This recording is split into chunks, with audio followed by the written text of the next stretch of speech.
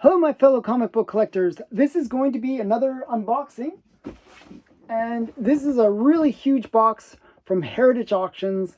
This is going to be pretty exciting. Lots of big keys in this box, I should say.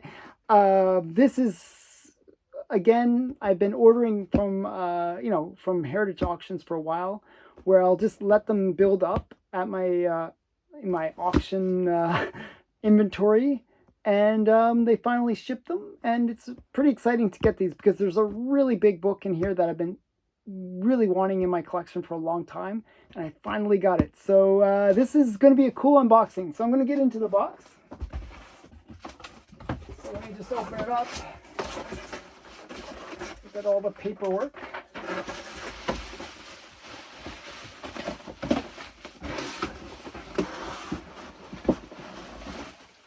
Okay, and this one actually was quite hard to get to me because Customs wasn't going to release it.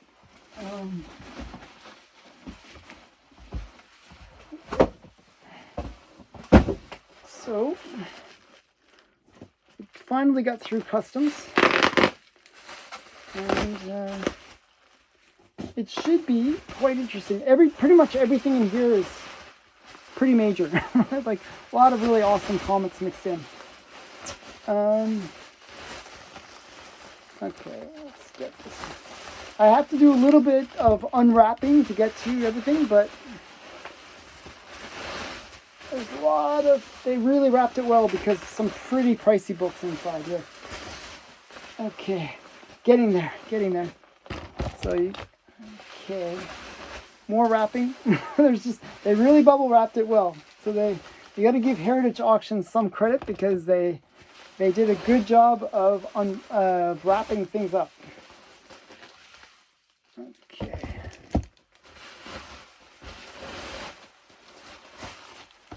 Okay, I'll do some of the less expensive ones first,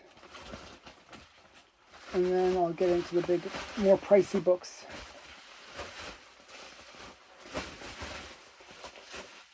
Okay, so there was a few that were just fairly inexpensive buys, and that's this one. This was pretty cheap.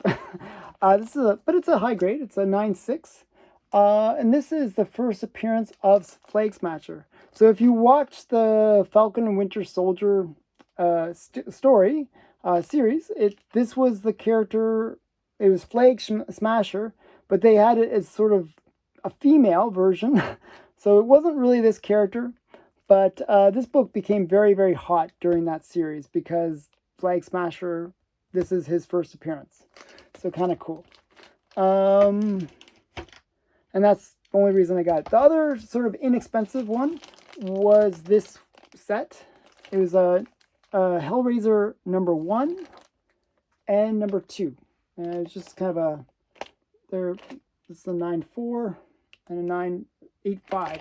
Now, I was a big fan of the Hellraiser series as a kid. Clive Barker did a really amazing job of making these kind of interesting, scary stories. If you haven't watched the Hellraiser series, I highly recommend it. It's just really, really great. Very gory, though. Very gory. 80s horror, so it's super gory.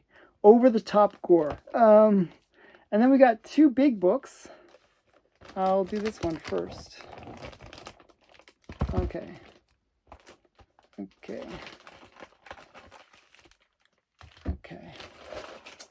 So I gotta take this out. This one I just really love the cover. I always love this cover. This is just hella. It's just a really great cover. It wasn't expensive. It's a 7.0, so it's a reasonably high grade. Has the Wrecker, Hela, Destroyer appearance. It's just a really great cover. I just really like these Hela covers. I thought, one thing that I was really impressed by was when they did the Thor Ragnarok movie, they did a really good job of capturing her, that kind of mantle that she has. And I just thought they did a really great job of her. So I really liked Hela as a character. So I wanted to get her for one of her cover appearances. Not her first cover appearance, but just one of her cover appearances that I liked. I just really liked that cover. Then we got Wonder Woman number 69. I thought this was kind of cool. This is like an invisible jet cover. And it's like she's like, showing her strength. She was super powerful back then. She could like lift buildings and stuff. So this is a really great, great Wonder Woman, Golden Age Wonder Woman. And then we have one more book. One more book. This is a pretty major one. This is mentioned in Seduction and Innocent. This is Zoot number 14, I believe. Yeah, Zoot 14. I'm right. And this is Matt Baker art. And it's one that's been featured in the Seduction and Innocent. Really rare book, really hard to get, usually really expensive. I paid a bit for it. I believe it was like $400 or $500, maybe $600. I forget what I paid. It was in that range. It was an expensive book. Very, very pricey book.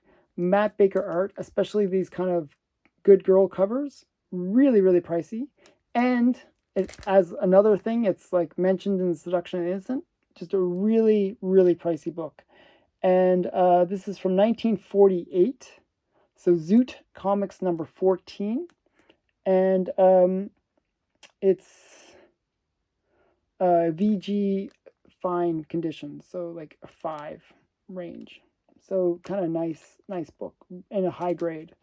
These books the quality of the paper was fairly low, so to get it in this high grade is actually quite hard. So very high grade for the time and for the company.